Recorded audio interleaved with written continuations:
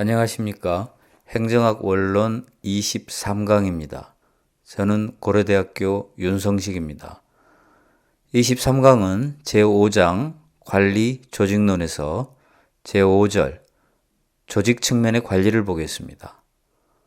우리는 5장에서 제일 먼저 관리란 무엇인가 하는 전반적인 내용을 봤었고, 그 다음에 관리의 첫 번째 내용인 조직론을 지금 설명하고 있습니다.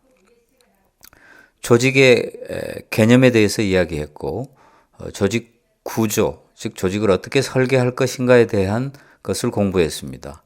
그 다음에 그 조직 안에서 일을 하는 개인을 어떻게 관리할 것인가를 공부했고요. 5절에서는 조직을 어떻게 관리할 것인가에 대해서 또 공부하겠습니다. 행정학은 공공부문의 문제를 해결하기 위해서 정책을 만들어냅니다.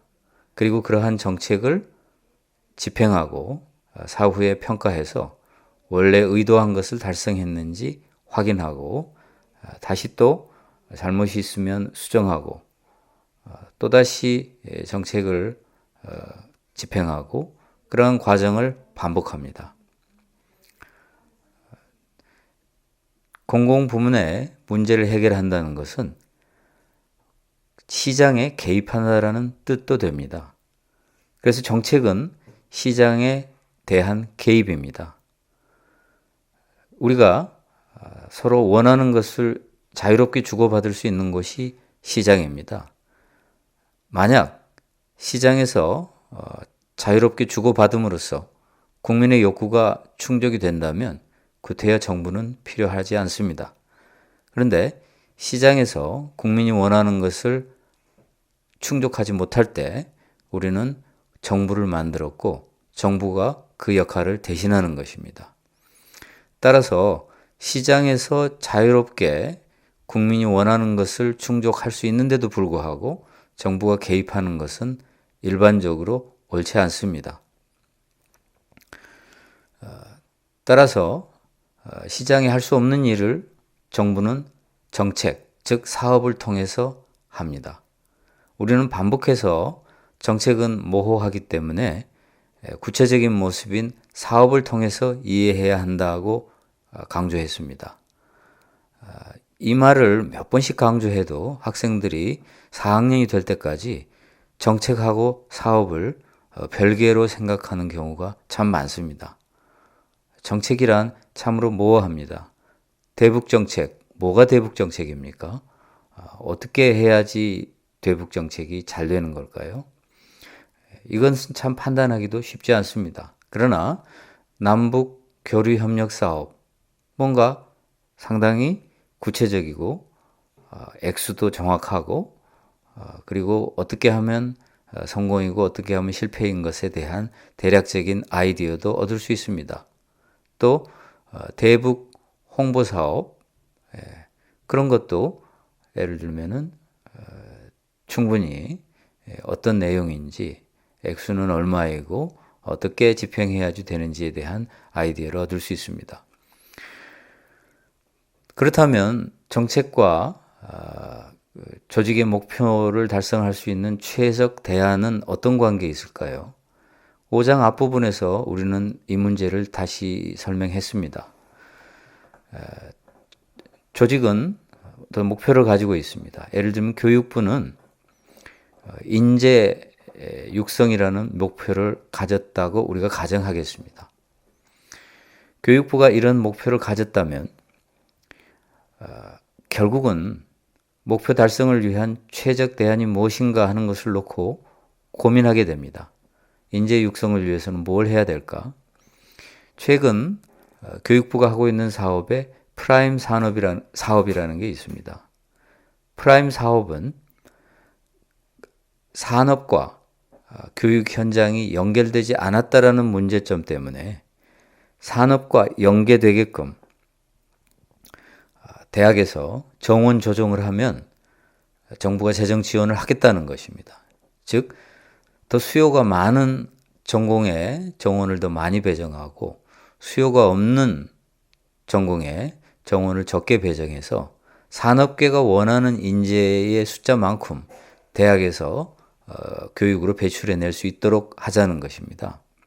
그래서 산업과 교육의 연계입니다. 조직의 목표를 달성하기 위해서, 즉 교육부가 인재 육성이라는 목표를 달성하기 위해서 프라임 사업이라고 하는 최적 대안을 선정했다고 볼 수 있습니다.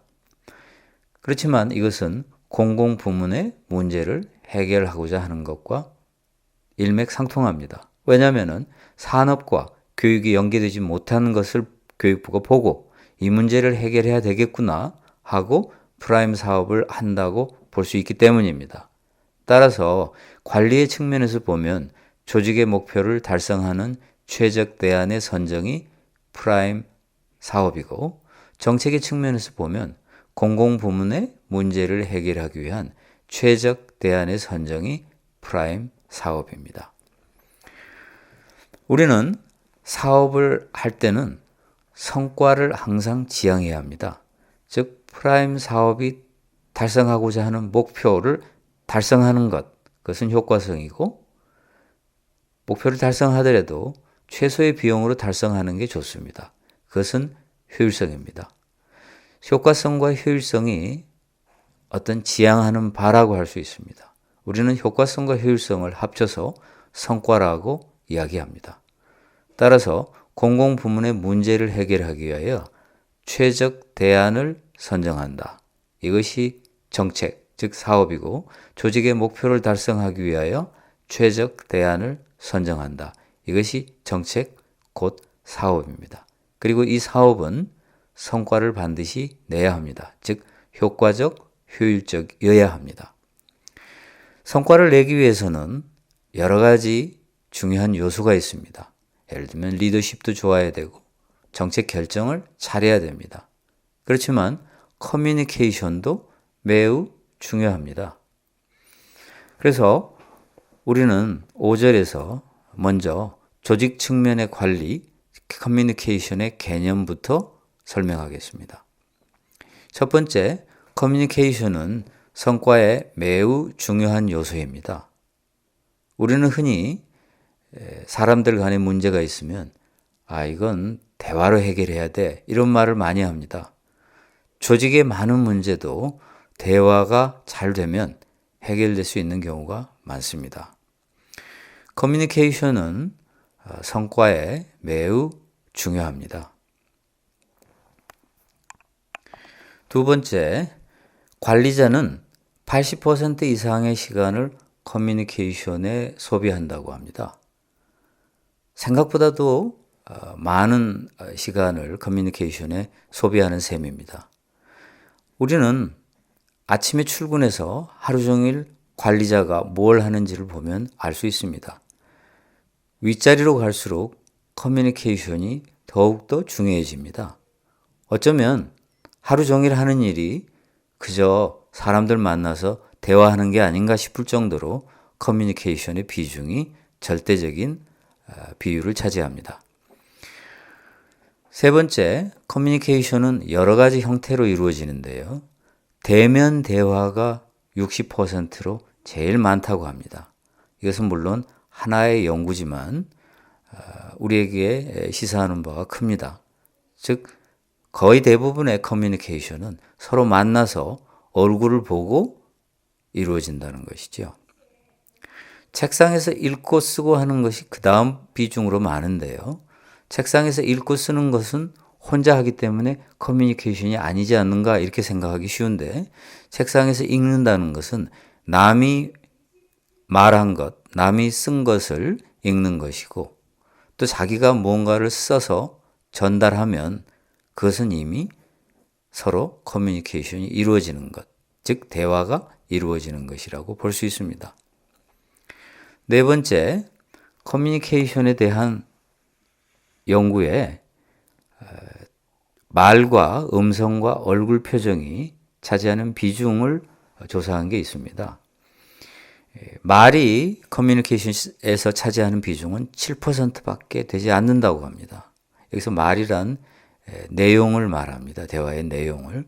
그런데 음성이 38%로 훨씬 더 내용보다도 중요합니다. 그리고 더 중요한 것은 얼굴 표정입니다. 이건 55%입니다.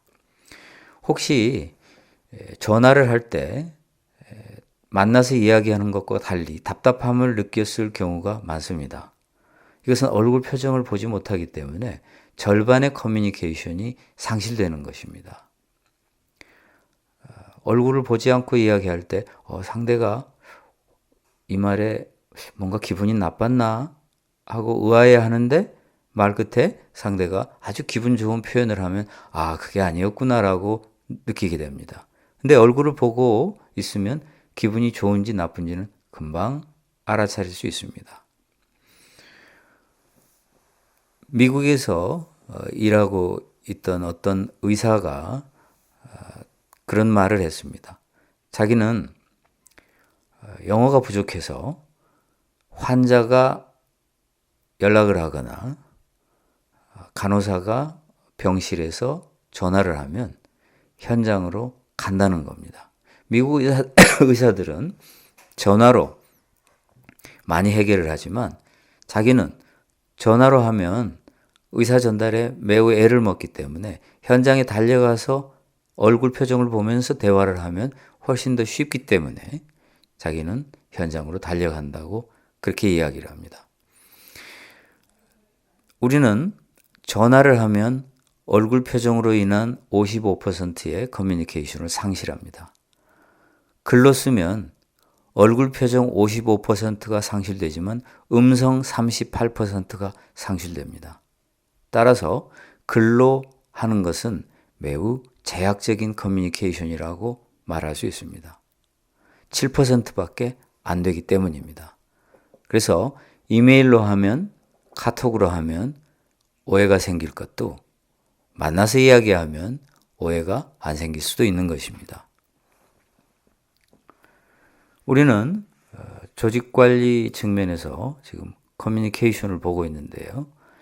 커뮤니케이션은 오늘날 이메일이라고 하는 새로운 수단을 만들어냈습니다. 이메일을 많이 쓰고 있지만 이메일은 음성과 얼굴 표정이 없는 소통 수단이라는 것을 이해해야만 합니다. 다섯 번째, 연구에 의하면은 송신자가 의미한 의미가 수신자에게 해독되는 경우는 거의 없다고 이야기합니다.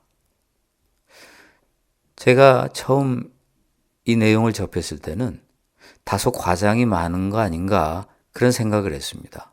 왜냐하면은 송신자가 의도한 의미가 수신자에게 해독되는 경우가 없을 경우도 있겠지만 거의 없다. 그렇다면 이 비중이 매우 높다는 것입니다. 그럴까? 그런데 그 뒤로 곰곰 생각해보고 관찰해보니 대부분의 커뮤니케이션이 실패한다는 것을 깨달았습니다. 예를 들어서 여러분이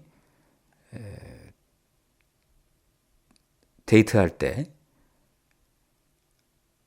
저 식당 갈까? 하고 데이트 상대가 제안을 했을 때 저기 저 비싸기만 하고 이렇게 그냥 말을 흐렸다고 가정을 하겠습니다. 상대는 어떻게 이해를 했을까요? 돈이 없나 보다. 아니면 너무 비싼 거 싫어하나 보다. 되게 인색하구나. 이렇게 생각했을지도 모릅니다. 그런데 실은 이 사람은 그런 뜻이 아니었고 전에 우연히 그 식당을 처음 방문했는데 음식도 맛이 없었고 불친절했고 나중에 계산하려고 하니 값까지 비쌌다는 것을 알게 됐습니다. 그래서 너무 화가 난 거죠.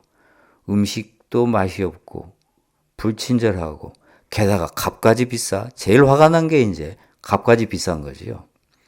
근데 거기다 대놓고 음식도 맛이 없고 어쩌고 저쩌고 하기 싫어서 그냥 값이 비싸기만 하고, 그러니까 제일 마지막에 있는 내용만 그냥 얼핏 이야기한 건데 그것은 오해를 불러일으킨 겁니다.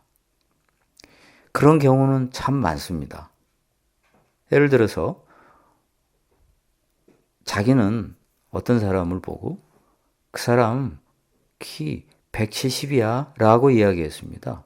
즉 별로 작지 않다라는 뜻으로 이야기했는데 어떤 텔레비에 보니까 키가 180 이상이 안 되면 루저다 라는 발언을 어떤 사람이 해가지고 난리가 난 적이 있었습니다.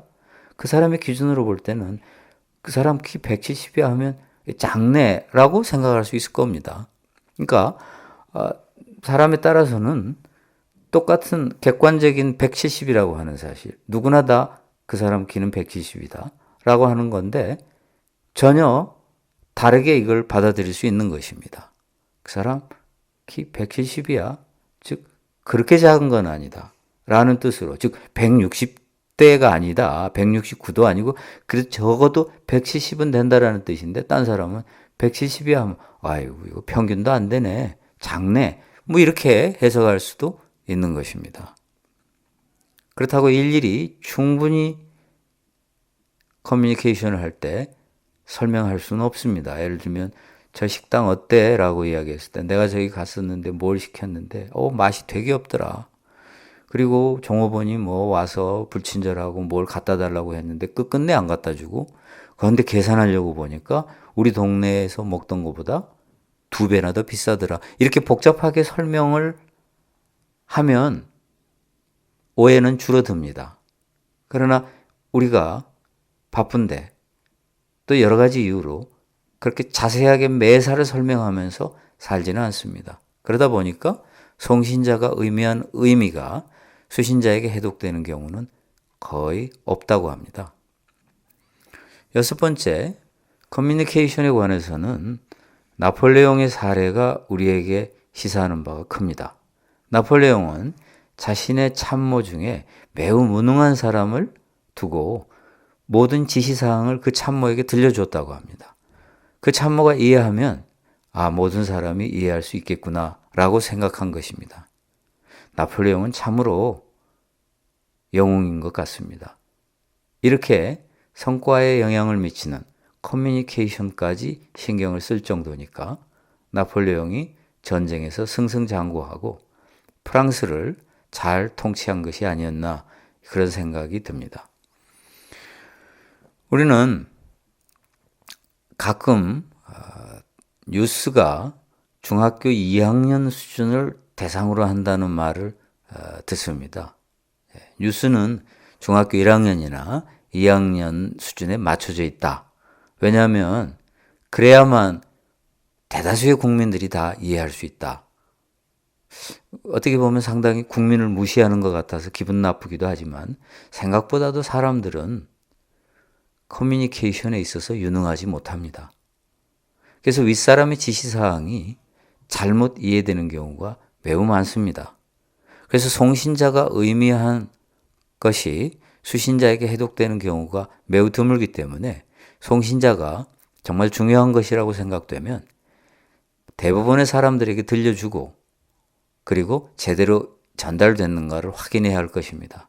나폴레옹은 모든 사람에게 확인하는 대신 매우 무능한 사람에게 전달해서 그 사람이 이해하면 남들이 다 이해했겠지, 잘 전달됐겠지 라고 생각한 것입니다. 리더십은 커뮤니케이션에 의해서 상당 부분 이루어집니다.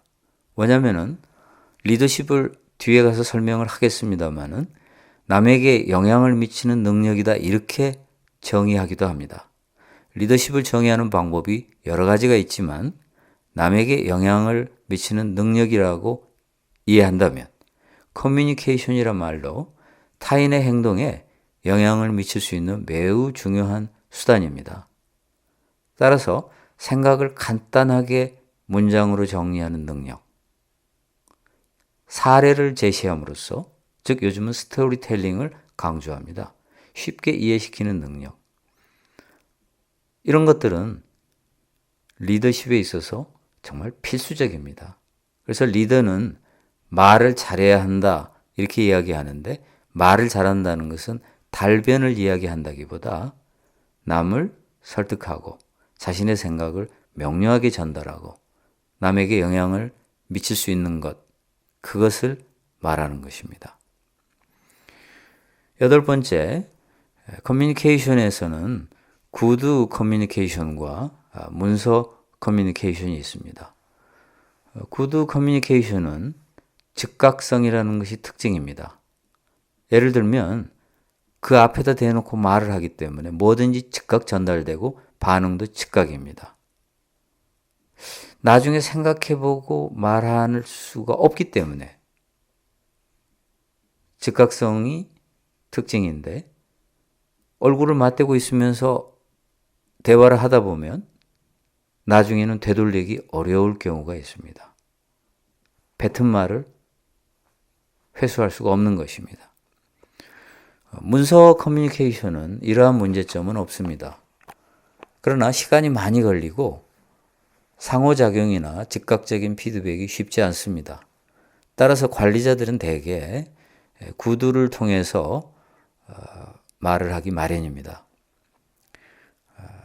그럼 이메일은 이거보다는 약간 중간, 즉 구두 커뮤니케이션의 성격도 좀 가지고 있고 문서 커뮤니케이션의 성격도 혼합해서 가지고 있다고 합니다. 왜냐하면 이메일은 서로 몇 번씩 주고받을 수 있기 때문입니다. 마치 약간 시간 걸리는 대화, 특히 요즘처럼 휴대폰으로 이메일 오는 것을 즉시 알 수 있는 경우는 마치 말을 하듯이 5분 내에 두세 번씩 이메일이 왔다 갔다 하기도 합니다. 구두 커뮤니케이션은 문서 커뮤니케이션에 비해서 장단점이 있습니다. 마찬가지로 문서 커뮤니케이션도 구두 커뮤니케이션에 비해서 장단점이 있습니다. 그러나 정말 중요한 말이라면 구두 커뮤니케이션으로 서로 대화한 뒤에 문서화해 놓는 것이 좋습니다. 왜냐하면 구두로 하는 경우 나중에 기억을 되살리면 똑같은 사건인데 각각 다르게 회상하고 있다는 것을 알게 되기 쉽습니다. 문서로 돼 있으면 논란의 소지가 훨씬 줄어듭니다. 아마 누구나 다 한 번씩 그런 경험을 했을 겁니다. 분명 상대가 나한테 그렇게 이야기했는데 상대가 그런 말을 한 적이 없다고 하는 것입니다. 상대가 거짓말할 수도 있지만 상대가 자기가 한 거를 착각할 수도 있습니다. 그리고 자기는 그런 뜻으로 하지 않았기 때문에 그렇게 말하지 않았다고 보는데 나는 또 그렇게 이해를 했기 때문에 그렇게 말했다고 생각하는 것입니다. 이런 것은 문서화해 놓으면 논란의 소지는 완전히 줄어듭니다. 물론 100%는 아니겠지만 거의 줄어든다고 말할 수 있습니다. 미국의 어떤 유학생은 영어로 학교의 직원들하고 대화할 때나 아니면 어떤 공공기관에 가서 업무를 처리할 때 말로 한 경우에는 반드시 이메일로 또 확인을 한다고 합니다.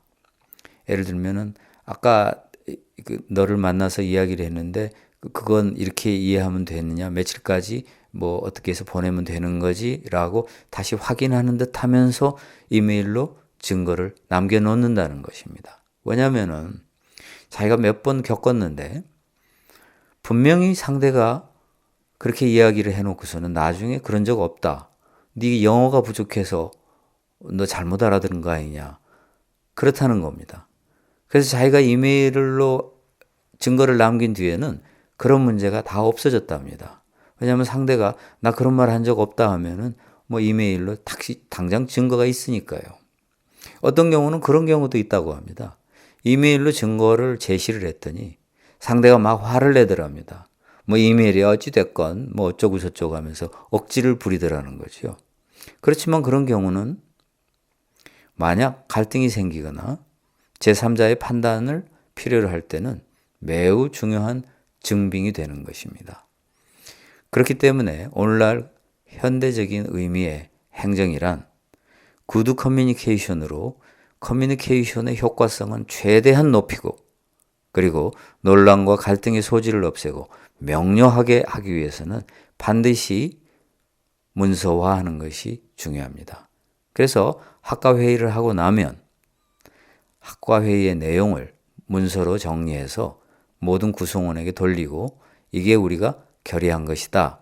거기에 의의가 없으면 그것을 확정하고 의의가 있으면 다시 내용을 수정하거나 아니면 상대를 설득하거나 그렇게 하는 과정이 필요한 것입니다. 이러한 일은 조직 모든 부서에 절대적으로 필요한 커뮤니케이션의 핵심 내용입니다. 우리는 커뮤니케이션이라는 게 뭔가 하는 커뮤니케이션의 개념을 보았습니다. 그 다음으로는 커뮤니케이션의 장애를 보도록 하겠습니다. 커뮤니케이션은 왜 장애가 생기는가, 즉 왜 커뮤니케이션이 잘 안 되는가 하는 것을 설명하겠습니다. 첫 번째는 개인 차원의 문제입니다. 개인 차원에서 생기는 커뮤니케이션의 장애입니다. 예를 들어서 서로 생각하는 구조가 다를 경우가 있습니다. 그리고 어떤 경우에는 자기가 원하는 것만 듣고 원하지 않는 말은 듣지 않는 경우가 있습니다. 서로 신뢰가 없을 경우도 이런 일이 생길 수가 있습니다. 이럴 때는 커뮤니케이션이 잘 이루어지지 않습니다. 두 번째, 조직 차원에서 생기는 커뮤니케이션의 장애입니다. 아무래도 윗사람하고 아랫사람의 대화는 장애가 생기기 쉽습니다. 또 조직 문화의 그 영향일 수도 있습니다. 윗사람은 지시가 아니었는데 그냥 그것을 아랫사람은 지시사항으로 듣는 경우가 있을 수 있죠. 왜냐하면 윗사람이 너무 어려운 존재이다 보니 조직 문화가 경직되어 있다 보니 그냥 지나가면서 하는 말을 지시사항으로 들을 수도 있는 것입니다. 세 번째, 민원부서 공무원의 커뮤니케이션 능력에 대해서 설명이 필요합니다. 오늘날 대국민 서비스는 많은 경우 대면 커뮤니케이션에 의해서 이루어집니다. 사실 많은 국민들은 공무원이 어떤 일을 하는가에 대해서 잘 알지 못하지만 민원 창구에서 공무원에 대한 인상이 결정됩니다. 근데 많은 정책부서는 민원인들하고 접촉할 일이 없습니다. 그러다 보니까 민원 창구에서 잘못하면 정책부서까지 욕을 먹습니다. 즉 일부의 민원 공무원들이 어떻게 하는가에 따라서 전체 공무원에 대한 인상이 달라지는 것입니다. 우리가 사실 접촉하는 공무원이란 동사무소, 구청, 시청의 민원부서가 거의 대부분입니다. 거기에서 일하는 공무원들이 한가하게 일하고 있는 것 같으면 공무원은 게을러 놀고 있어, 철밥통이야, 저렇게 좋은 직장이 어디 있어 이렇게 생각하지만 생각보다도 많은 공무원들은 정말 아침 일찍 출근해서 저녁 늦게 퇴근합니다. 세종시에 가서 한번 보시면 그 말이 무슨 말인지 알 수 있습니다. 그러나 우리가 세종시의 공무원들을 볼 일은 매우 드뭅니다. 세종시에 가기 전에 과천이나 세종로 청사에 있을 때도 일반 국민들은 만날 일이 거의 없습니다. 우리가 만나는 공무원이란 동사무소 직원, 구청 직원, 그리고 시청의 민원부서입니다. 이런 민원부서의 공무원들은 커뮤니케이션 능력이 특별히 좋아야 합니다. 예를 들어서 어떤 규정 때문에 민원인의 요구를 들어줄 수 없다고 가정을 하겠습니다. 그때 담당 공무원이 이거 안 돼요. 규정이 안 된다고 됐어요. 퉁명스럽게 이야기를 하면 아무리 규정이 맞다 할지라도 민원인은 화가 납니다. 그런데 민원인한테 이거 규정 때문에 안 되네. 왜 규정이 이렇게 됐을까? 제가 봐도 불합리하네요. 제가 이거 고칠 수 있었으면 좋겠는데 저는 어쩔 수 없고 한번 건의는 해보겠습니다. 라고 말을 하면 아마 대부분의 민원인들은 기분 나쁘지 않고 오히려 고마워할 겁니다. 그렇게 친절하게 해주면 대부분의 사람들은 납득합니다. 오히려 칭찬할지도 모릅니다. 아, 그 공무원 태도가 됐어. 따라서 민원부서 공무원의 커뮤니케이션 능력이야말로 전체 공직에 대한 인상을 결정짓는 매우 중요한 요소입니다. 네 번째, 커뮤니케이션 장애의 극복 방안입니다. 커뮤니케이션 장애를 극복하는 방법은 교과서에 여러 가지로 설명되어 있습니다. 예를 들면 눈높이 커뮤니케이션, 즉 상대방을 고려한 커뮤니케이션. 이것은 아까 이야기했듯이 뉴스가 중학교 1학년이나 2학년에 맞춰져 있다. 즉 국민의 눈높이를 고려한 커뮤니케이션인 것입니다. 또 장애를 극복하기 위해서는 신뢰 형성이 중요하다고 합니다. 이건 매우 장기적으로 걸쳐서 형성돼야 할 것입니다. 그리고 또 감정의 통제도 중요합니다. 화가 나도 화를 내는 순간 그 다음에는 논리의 세계에서 벗어납니다. 그 다음은 감정 싸움이 됩니다. 그리고 또 메시지의 반복 전달도 중요합니다. 레이건 대통령은 동일한 메시지를 7번 반복했답니다.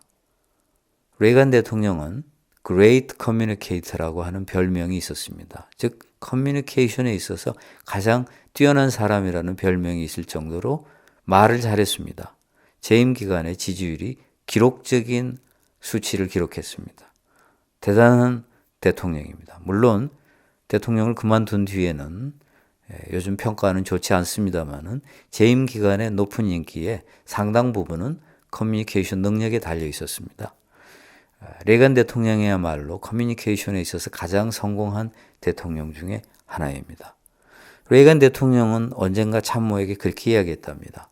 나 그 말 전에 했었는데 그랬더니 그 참모가 7번 하셔야지 알아듣습니다. 라고 이야기했다고 합니다. 그래서 레이건 대통령은 중요한 메시지는 7번 반복했다고 합니다.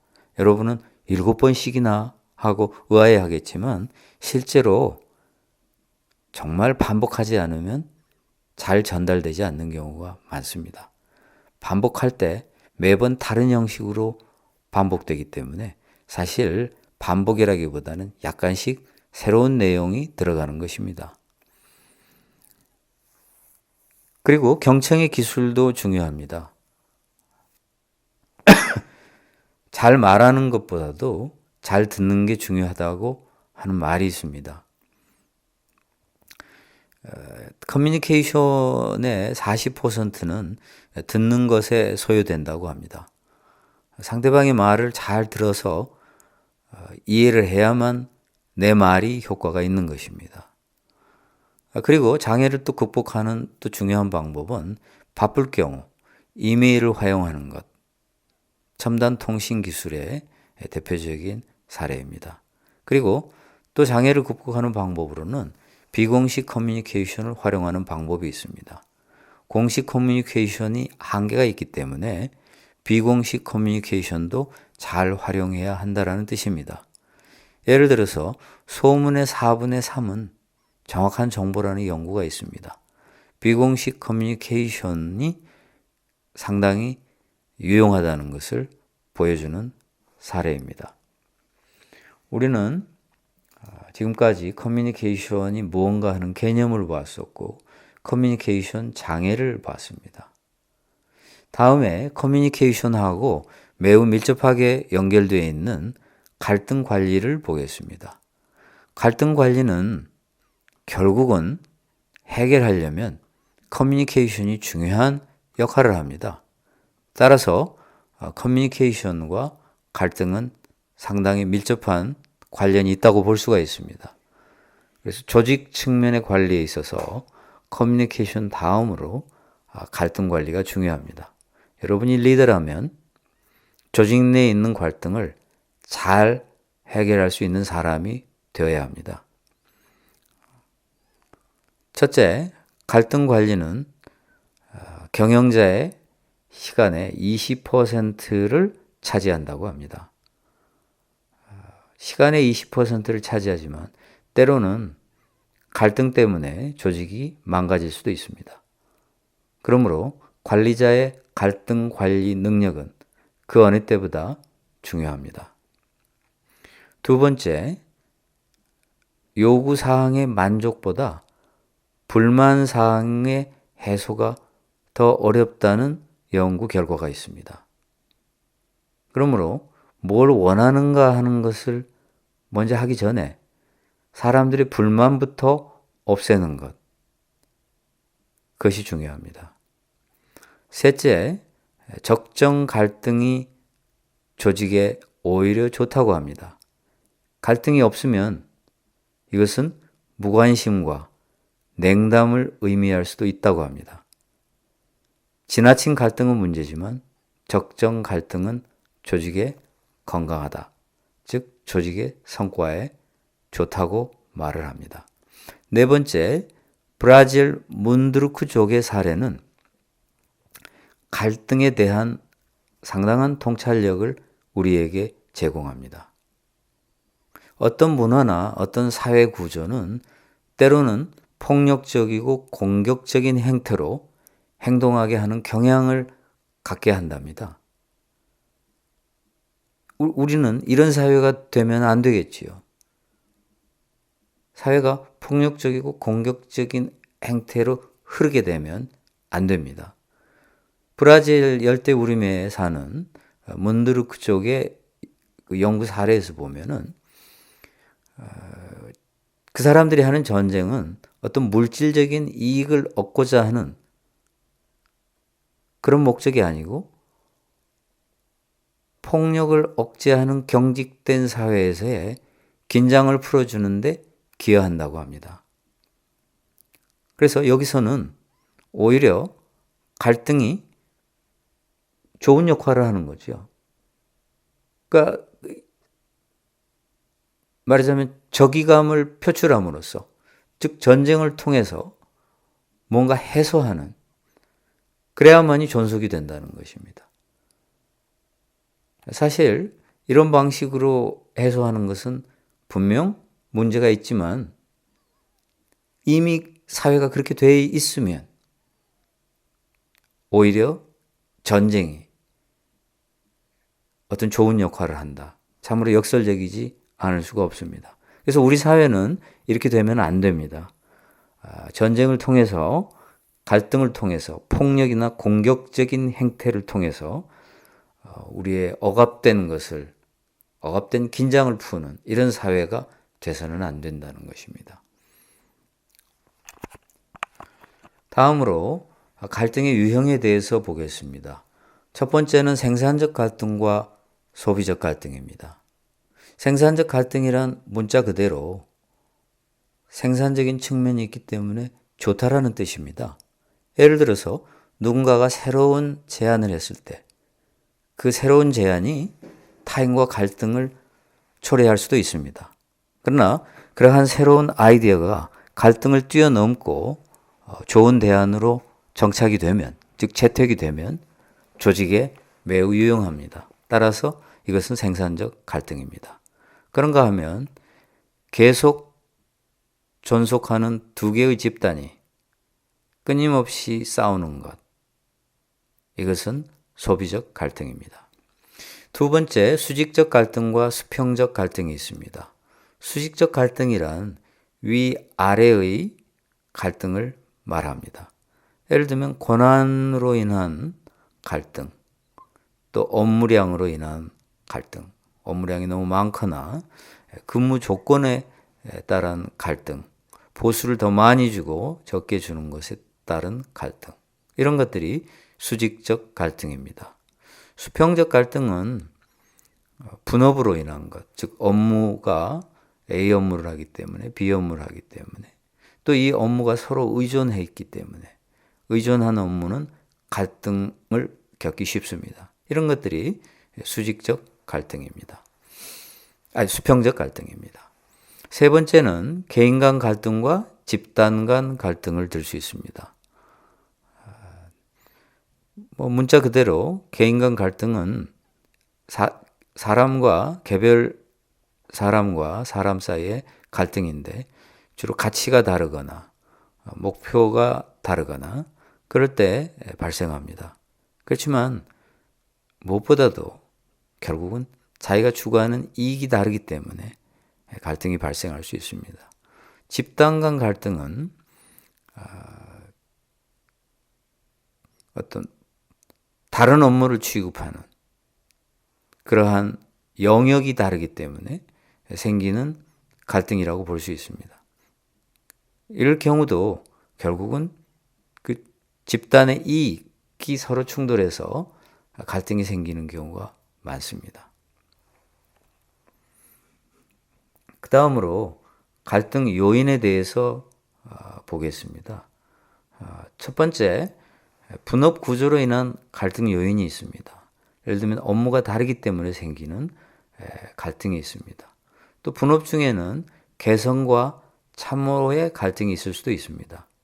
참모가 불필요하게 개선에 개입을 한다거나 또 개선이 참모를 무시한다거나 그럴 경우 갈등이 생길 수가 있습니다.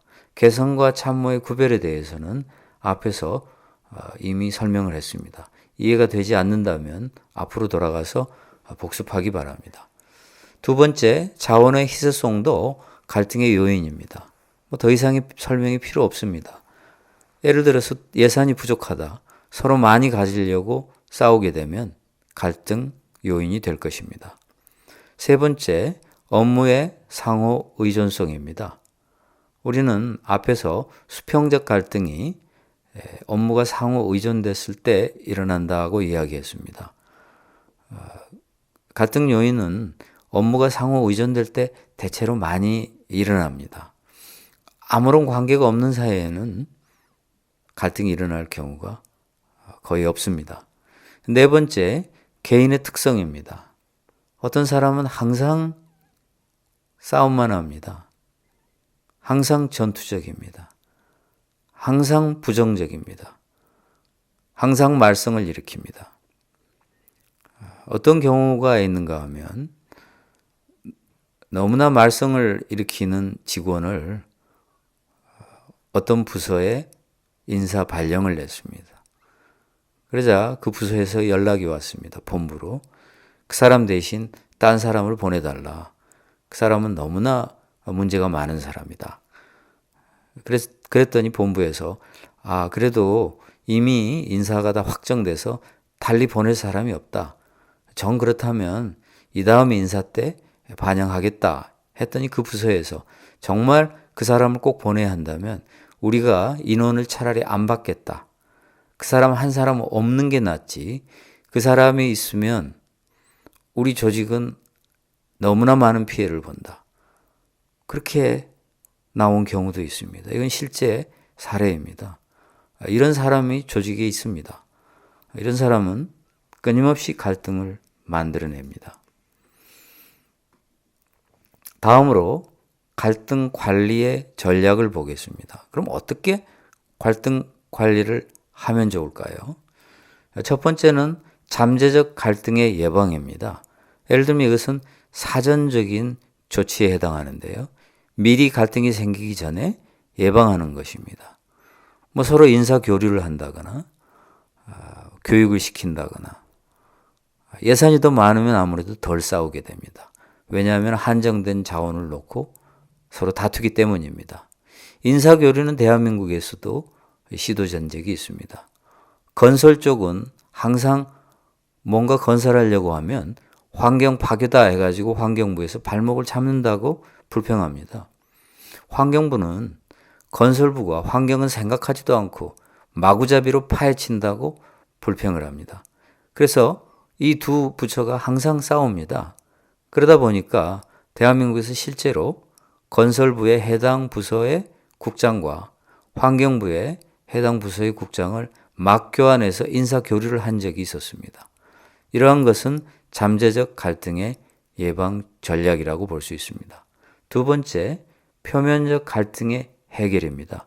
이것은 사후적인 조처가 될 것입니다. 예를 들면 갈등이 발생한 뒤에 이제 어떻게 갈등 관리를 하는가의 문제입니다. 윗사람이 나서서 이렇게 하고 권위적으로 해결할 수도 있고요. 외부의 전문인이 갈등을 중재할 수도 있습니다. 여러 가지 방법이 있을 것입니다. 세 번째는 갈등을 조장하는 방법이 있습니다.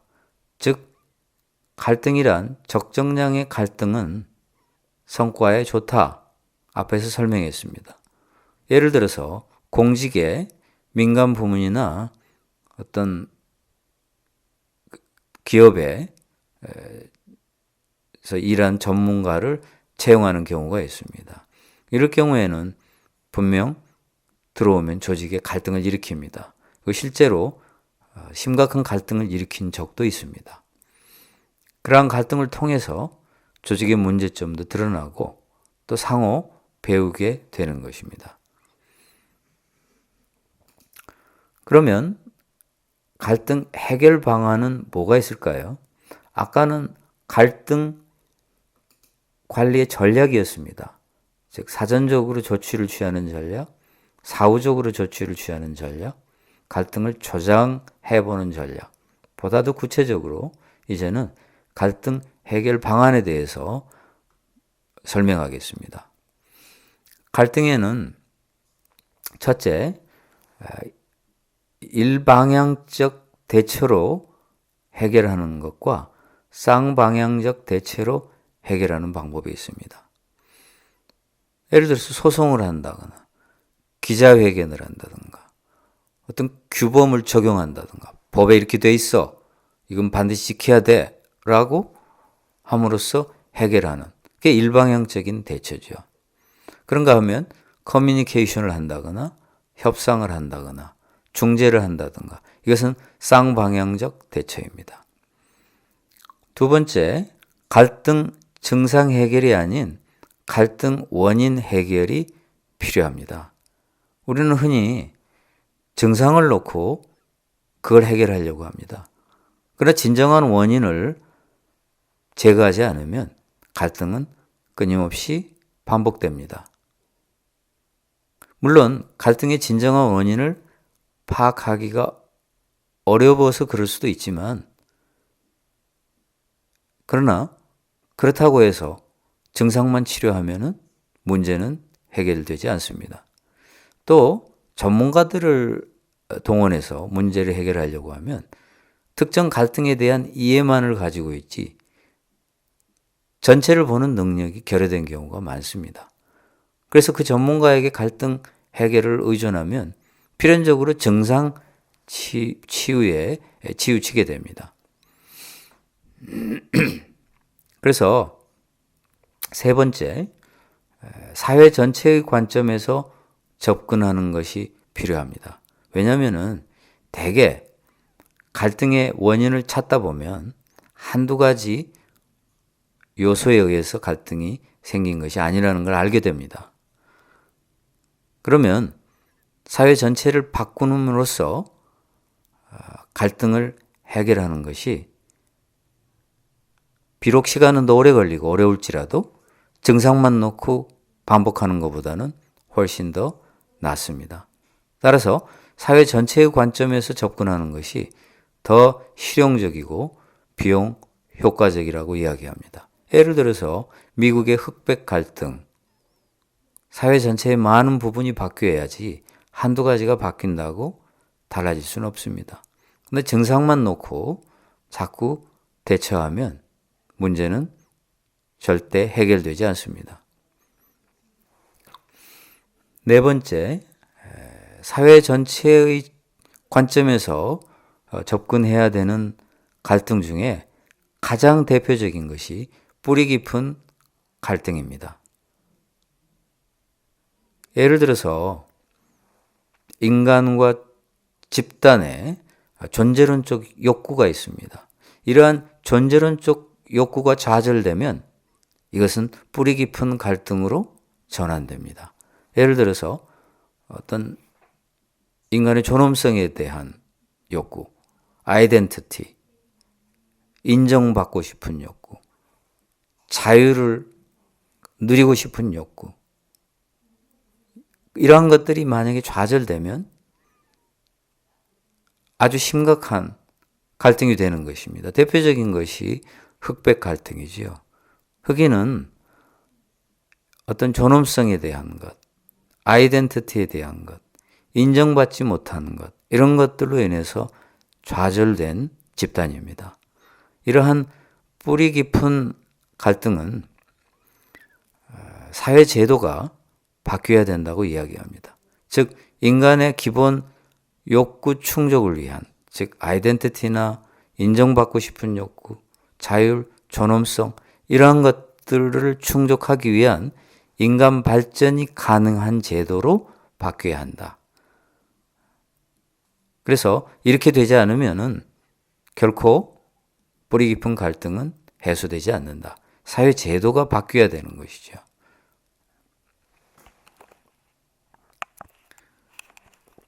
우리가 배우는 행정학은 공공부문의 리더를 양성하기 위해서 미국에서 만들어진 행정학을 한국에 도입해서 지금 배우고 있습니다.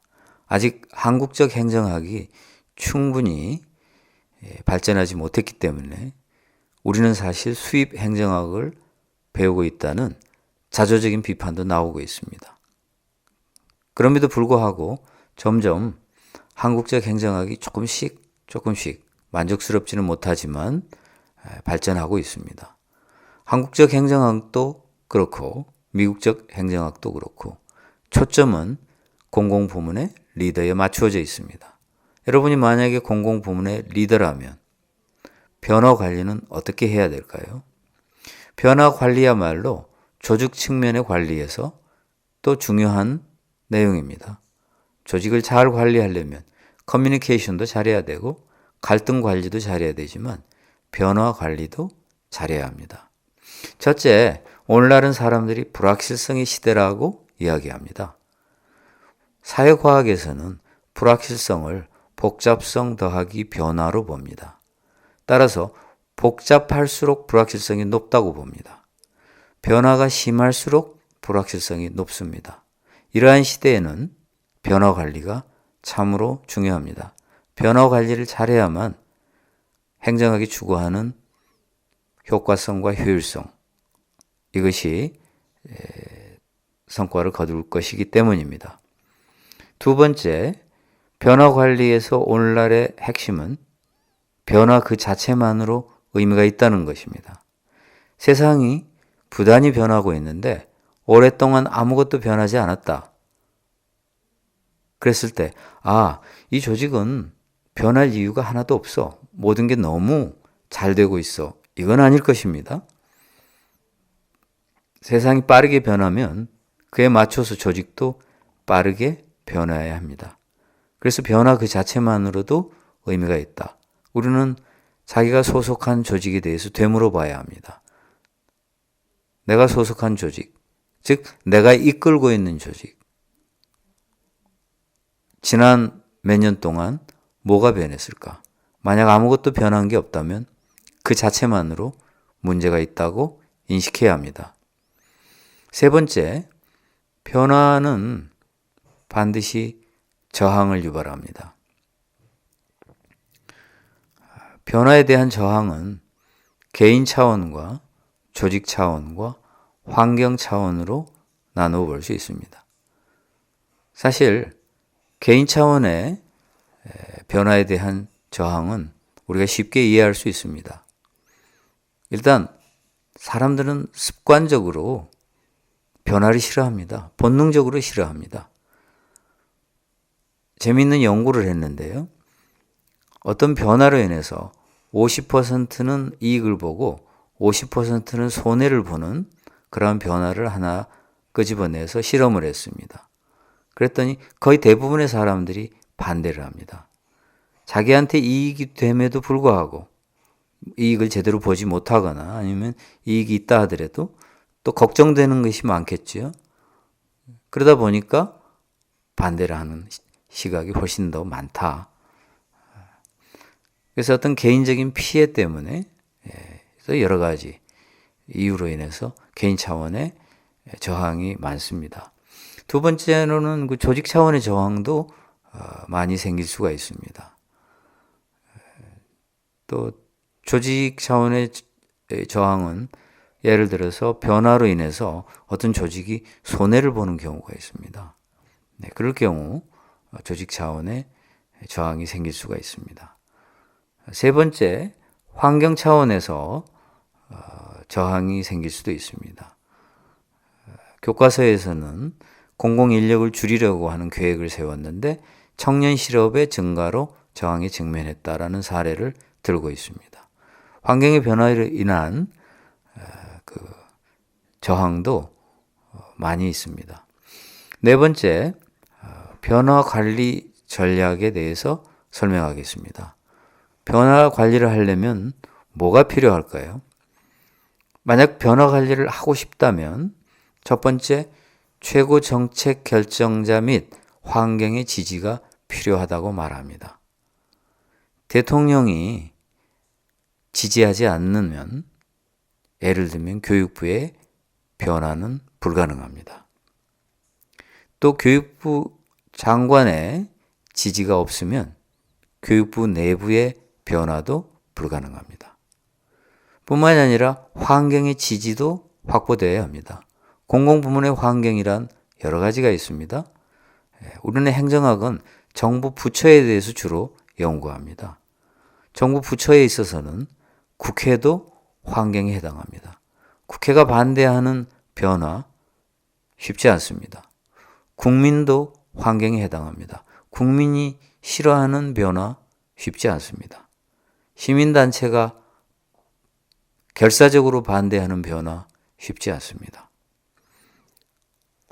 그리고 변화 관리 전략으로서는 다음으로 커뮤니케이션을 들 수 있습니다. 결국 변화하려면 사람들에게 영향을 미쳐야 합니다. 사람들을 설득시켜야 되고 사람들을 바꿔야 합니다. 커뮤니케이션을 통하지 않고 이런 일을 할 수는 없습니다. 세 번째, 구성원의 참여가 중요합니다. 구성원이 참여하지 않으면 결국 구성원이 변화하지 않습니다. 구성원이 변화하지 않고 변화를 달성할 방법은 없습니다. 강제적으로 참여시키는 것은 한계가 있기 때문에 자발적으로 참여하도록 유도해야 합니다. 그리고 다수의 지지를 확보하는 것이 절대적으로 필요합니다. 다수가 찬성하지 않는 변화는 소수의 일시적인 시도로 끝날 가능성이 큽니다. 다섯 번째는 협상이 또 중요합니다. 갈등이 있을 때, 의견이 다를 때, 일치하지 않으면 뭔가 찾아내야 합니다.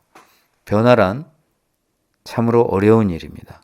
많은 사람이 싸우고 저항하고 의문을 갖고 비협조적으로 나오는 일입니다. 많은 사람의 의견을 모으고 끌고 가기 위해서는 협상 능력이 중요합니다.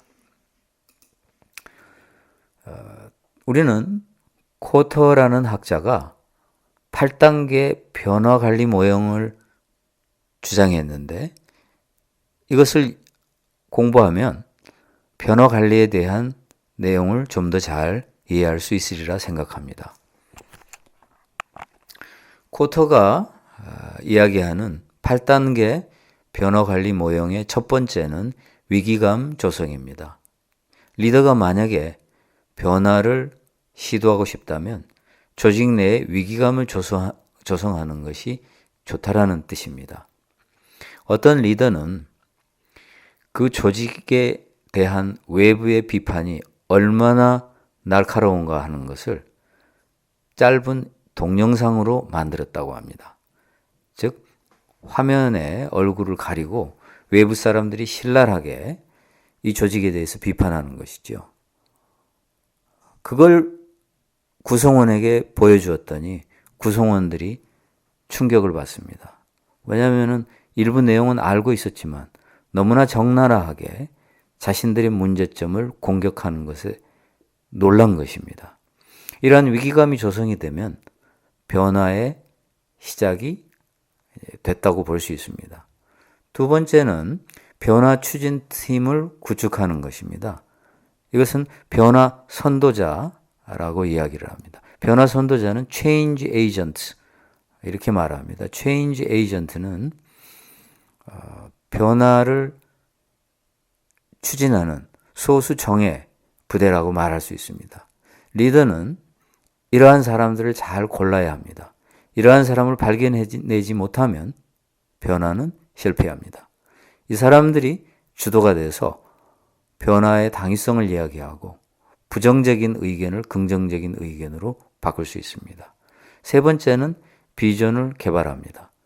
우리가 변화함으로써 우리 조직 미래에 이렇게 바람직한 모습으로 될 거야 라고 하는 비전은 정말 중요합니다. 그런데 이러한 비전을 개발할 때 윗사람이 모여서 뚝딱뚝딱 하면 결코 아랫사람이 공감하지 않는다고 합니다. 그렇다고 모든 사람이 강당에 모여서 토론할 수는 없습니다. 제일 좋은 방법은 조직의 제일 하층부터 중간층, 상층, 각 계층의 대표자들이 모여서 자기가 소속한 사람들의 정서와 의견을 전달하고 토론해서 비전을 개발하는 것이 필요하다고 합니다. 네 번째, 비전의 전달입니다. 제너럴 일렉트릭의 잭 웰치라는 유능한 CEO가 있습니다. 20세기 가장 위대한 기업으로는 제너럴 일렉트릭이 선정되었고 20세기 가장 위대한 경영인으로 잭 웰치가 선정된 적이 있습니다. 20세기 가장 위대한 기업의 가장 위대한 CEO인 잭 웰치는 그렇게 이야기합니다. 자기는 끊임없이 반복적으로 비전을 전달했다. 이것이 조직 모두의 사람들에게 퍼져 나가야 합니다. 우리는 이런 조직이 되는 거야. 우리는 미래에 이런 조직이 되기 위해서 지금 노력하고 있다. 이러한 비전이 전달되어 있으면 이러한 비전은 조직 구성원들의 생각과 행동을 지배한다는 것입니다. 뭘 할 때도 모든 것들이 문서화로 규정화되어 있지는 않습니다. 비전이 있으면 이건 이렇게 해야 되겠네 라고 생각하게 됩니다. 다섯 번째는 임파워먼트입니다. 임파워먼트란 권한을 부여한다 이렇게 설명할 수 있습니다. 즉 윗사람이 모든 것을 다 하려고 하는 것이 아니고 변화를 위해서 담당자에게 행동을 위해서 필요한 권한을 부여합니다. 네가 한번 해봐라. 그렇게 자유를 주는 것입니다. 여섯 번째는 단기적으로 어떤 성과를 내는 것이 중요합니다. 왜냐하면 사람들은 가시적 성과가 나오지 않으면 이 변화가 잘 될까에 대해서 의문을 갖습니다. 그리고 너무 가시적인 성과가 나오는 게 늦으면 변화가 성공하기도 전에 지쳐버립니다. 따라서 당장 짧은 시일 내에 눈에 보이는 작은 성과라도 내면 뭔가 변화가 좋구나, 결실을 거두는구나 라고 구성원들이 생각하고 힘을 내서 계속할 수 있다는 것입니다. 일곱 번째는 지속적인 도전입니다. 작은 달성에 만족하지 않고 계속 유지되어야 합니다.